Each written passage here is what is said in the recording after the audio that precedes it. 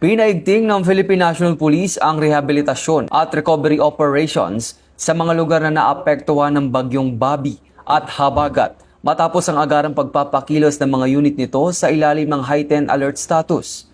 Ayon kay PNP Chief Police General Jose Melencio C. Nartates Jr., patuloy na nakatuon ng PNP sa search and rescue, road clearing operations, relief distribution at iba pang humanitarian assistance upang matiyak ang maagap na pagtugon sa pangangailangan ng mga apektadong komunidad.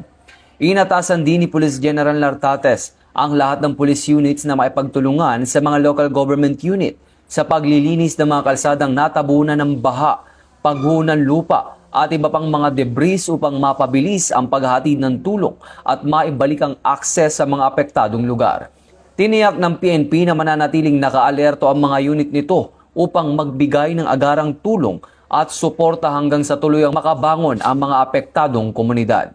Mula dito sa National Headquarters ng Philippine National Police, ako ang inyong PNN correspondent, Patrolman Edwin Baris, alagad ng batas, taga-taguyod ng Balitang Pulis.